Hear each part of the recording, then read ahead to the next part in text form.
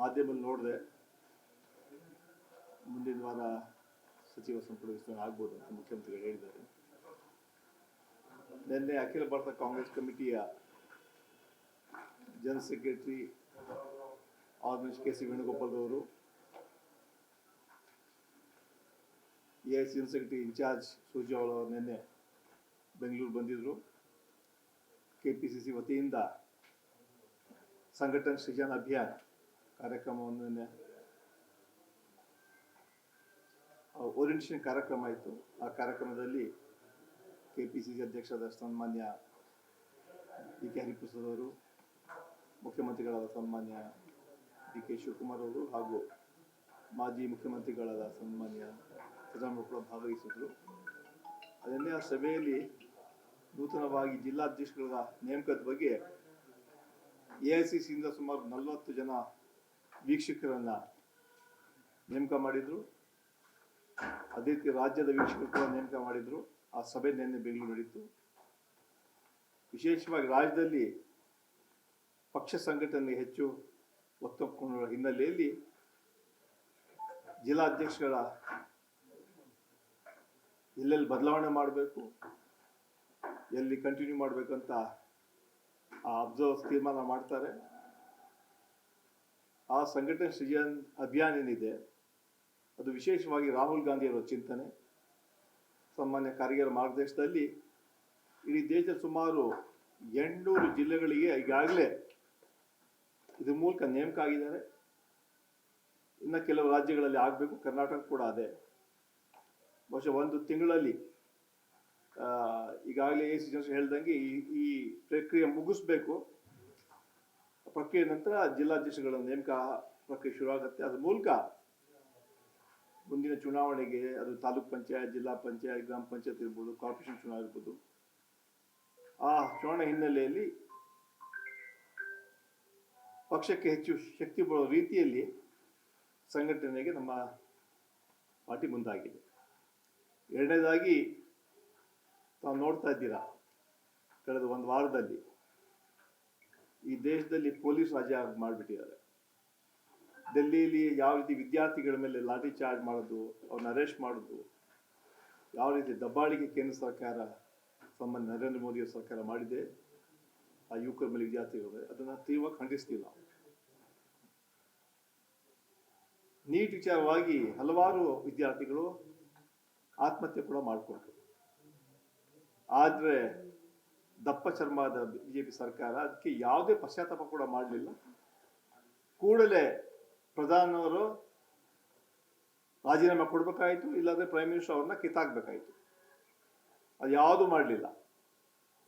ಹಲವಾರು ದಿನಗಳ ಪಾಪ ಧರಣ ಕೂಡ ಮಾಡ್ತಾ ಇದ್ರು. ಆದರೆ ಅದ್ರ ಬಗ್ಗೆ ಯಾವ ಪ್ರತಿಕ್ರಿಯೆ ಕೊಡಲಿಲ್ಲ, ಯಾರು ಕೂಡ ಹೋಗಿ ನೋಡಲಿಲ್ಲ. ಅಂತಿಮವಾಗಿ ಆ ಪಾರ್ಲಿಮೆಂಟ್ಗೆ ಇಡೀ ದೇಶದಿಂದ ಎಲ್ಲ ಜಿಲ್ಲೆಗಳಿಂದ ವಿದ್ಯಾರ್ಥಿಗಳು, ಯುವಕರು ಬಂದು ಪ್ರೊಟೆಸ್ಟ್ ಮಾಡಿದ್ರು. ಆದರೆ ಯಾವ ರೀತಿ ಅವ್ರ ಮೇಲೆ ದೌರ್ಜನ್ಯ ಮಾಡಿದ್ರು, ದಬ್ಬಾಳಿಕೆ ಮಾಡಿದ್ರು,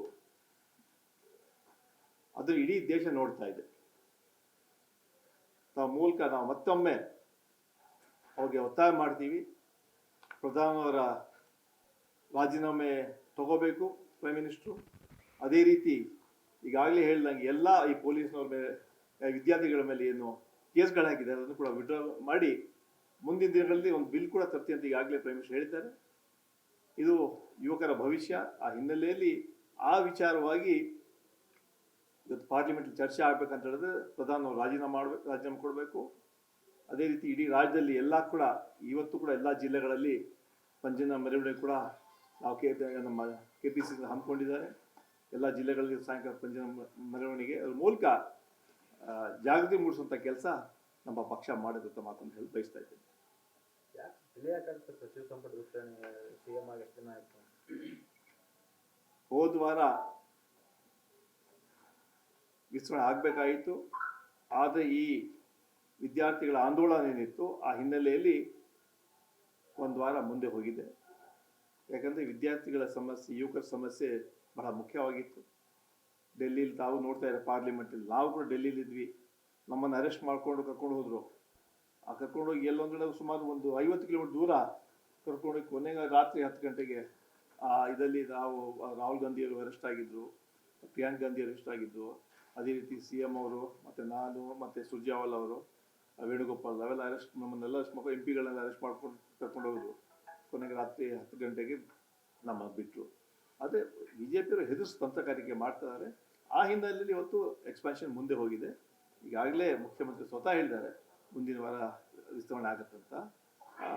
ಮುಂದಿನ ವಾರ ವಿಸ್ತರಣೆ ಆಗ್ಬೋದು. ನಮ್ಮ ಹೆಸರು ಪ್ರಮುಖವಾಗಿ ಕೇಳಿ ಬರ್ತಾರೆ ಈ ಸಲದ ಅವಕಾಶ ಸಿಗುತ್ತಾ ಮತ್ತು ಹಿಂಗೆ ಹೆಸರು ತೇಲಿ ಬಿಟ್ಟು ಮತ್ತೆ ಕೈ ಬಿಡುವ ಚಾನ್ಸ್? ಈಗಾಗಲೇ ಪಕ್ಷ ವರಿಷ್ಠರು ಹೈಕಮಾಂಡ್ ಇದ್ರ ಬಗ್ಗೆ ಚರ್ಚೆ ಮಾಡ್ತಾರೆ. ಯಾರು ಮಂತ್ರಿ ಆಗಬೇಕು ಅದ್ರ ಬಗ್ಗೆ ಅಂತಿಮ ತೀರ್ಮಾನ ಪಕ್ಷದ ವರಿಷ್ಠರು ಹೈಕಮಾಂಡ್.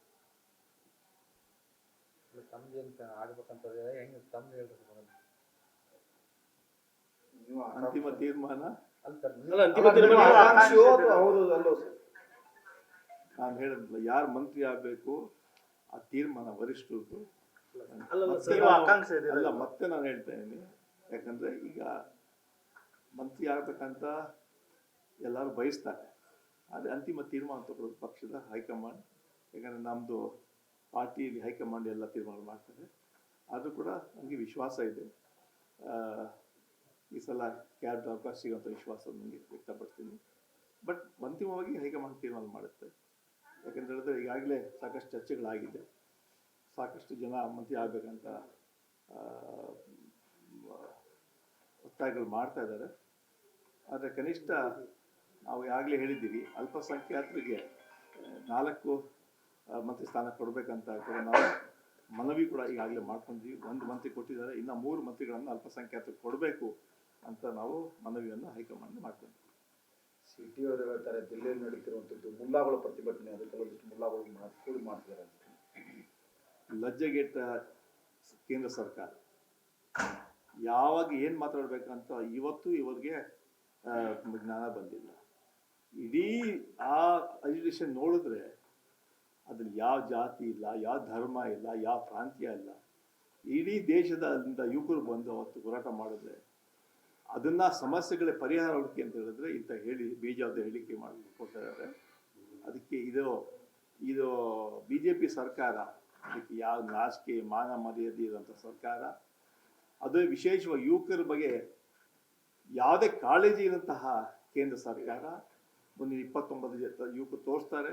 ಇವತ್ತು ಸನ್ಮಾನ್ ನರೇಂದ್ರ ಮೋದಿಯವರು ಹೋದ ಚುನಾವಣೆಯಲ್ಲಿ ಹೇಳಿದ್ರು, ನಮ್ಮ ಸರ್ಕಾರ ಬಂದರೆ ಪ್ರತಿ ವರ್ಷ 2 ಕೋಟಿ ಉದ್ಯೋಗ ಕೊಡ್ತೀನಿ ಅಂತ ಹೇಳಿದ್ರು. ಅದು ಯುವಕರಿಗೆ ಮಾಡುವಂತಹ ಅಪಮಾನ. ಯಾಕಂದರೆ 24 ಕೋಟಿ ಉದ್ಯೋಗ ಕೊಡಬೇಕಾಯಿತು, ಬಹುಶಃ 24 ಲಕ್ಷ ಉದ್ಯೋಗ ಕೊಡುವಂತಹ ಕೆಲಸ ಕೇಂದ್ರ ಸರ್ಕಾರ ಆಗಲಿಲ್ಲ. ಅದನ್ನು ಕೇವಲ ಯುವಕರಿಗೆ ಮೋಸ ಮಾಡುವಂತಹ ಈ ಸರ್ಕಾರ, ಕೇಂದ್ರ ಸರ್ಕಾರ, BJP ಸರ್ಕಾರ, ನರೇಂದ್ರ ಮೋದಿ ಸರ್ಕಾರ. ಈಗ ಅಲ್ಪಸಂಖ್ಯಾತರಿಗೆ 5 ಸಚಿವ ಸ್ಥಾನ ಕೇಳಿದ್ವಿ, 5-4 ಹೇಳಿದ್ವಿ ತಾವು. ಸಾಕಷ್ಟು ಹೋರಾಟಗಳು ಕೂಡ ಆದವು. ಇಲ್ಲ ಮುಂದಿನ ಚುನಾವಣೆ ಪಾಠ ಕಲಿಸಿದ್ದು ತಮ್ಮ ಸಮುದಾಯದವರು ಹೇಳ್ತಾ ಇದ್ದಾರೆ. ಈಗ ನೀವು ಅದನ್ನೇನೋ ಹೇಳ್ತಾರೆ, ಕಾಂಗ್ರೆಸ್ ಹೇಳ್ತಾ ಇದ್ದಾರೆ. ಯಾಕಂದ್ರೆ ಲಾಸ್ಟ್ ಟೈಮ್ 2 ಮಂತ್ರಿ ಅಷ್ಟೇ ಕೊಟ್ಟರು. ಅಲ್ಪಸಂಖ್ಯಾತರು ಯಾವತ್ತು ಕಾಂಗ್ರೆಸ್ ಪರ, ಕಾಂಗ್ರೆಸ್ ಯಾವತ್ತು ಅಲ್ಪಸಂಖ್ಯಾತರ ಪರ. ಅದರಿಂದ ಅಲ್ಪಸಂಖ್ಯಾತರು ಕಾಂಗ್ರೆಸ್ ಪಕ್ಷ ಸಿದ್ಧಾಂತಗಳ ಮೇಲೆ, ವಿಚಾರಧಾರೆಗಳ ಮೇಲೆ ಶಕ್ತಿ ಕೊಡುವಂತಹ ಅಲ್ಪಸಂಖ್ಯಾತರು. ಇವತ್ತು ಕಾಂಗ್ರೆಸ್ನಲ್ಲೇ ಅಲ್ಪಸಂಖ್ಯಾತರಿಗೆ ಅವಕಾಶಗಳು ಸಿಕ್ಕಿತ್ತು, ಬೇರೆ ಯಾವುದೇ ಪಾರ್ಟಿಯಲ್ಲಿ ಅವಕಾಶಗಳು ಸಿಕ್ಕಿಲ್ಲ. ಯಾಕಂತ ಹೇಳಿದ್ರೆ ಇವತ್ತು ಯಾವುದೇ ಪಕ್ಷ ಇರ್ಬೋದು, ಇವತ್ತು ವಿಶೇಷವಾಗಿ BJಪಿಯವರು ಇಷ್ಟು ಮಾತಾಡ್ತಾರೆ, ಸಬ್ಕಾ ಸಾಥ್ ಸಬ್ಕಾ ವಿಕಾಸ್ ಅಂತ ಹೇಳ್ತಾರೆ. ಇಡೀ ದೇಶದಲ್ಲಿ ಒಂದೇ ಒಂದು ಸೀಟ್ ಅವರು ಅಲ್ಪಸಂಖ್ಯಾತರು ಕೊಟ್ಟಿಲ್ಲ. ಅದು MLA ಕೊಟ್ಟಿಲ್ಲ ಅಥವಾ MP ಕೊಟ್ಟಿಲ್ಲ. ಅದರಿಂದ ಅವರು ಮಾಡುವಂತಹ ಯಾವುದೇ ನೈತಿಕತೆ ಇಲ್ಲ. ಕಾಂಗ್ರೆಸ್ ಪಕ್ಷ ಅಲ್ಪಸಂಖ್ಯಾತ ಪರವಾಗಿ ಇರತಕ್ಕ ಪಕ್ಷ. ಅಲ್ಪಸಂಖ್ಯಾತ ಮಾತ್ರ ಅಲ್ಲ, ಸಮಾಜದ ಎಲ್ಲ ವರ್ಗದ ಹಿತವನ್ನು ಕಾಪಾಡೋದೇ ಕಾಂಗ್ರೆಸ್ ಪಕ್ಷ ಸಿದ್ಧಾಂತ. ಅಲ್ಲ, 4 ಬೇಕು ಅಂತ ಗಟ್ಟಿದು ನೀವು ಮಾಡ್ತೀರಾ? ಈಗಾಗಲೇ 4 ಬೇಕಂತ ಮನವಿ ಮಾಡ್ಕೊಂಡಿದ್ದೀವಿ.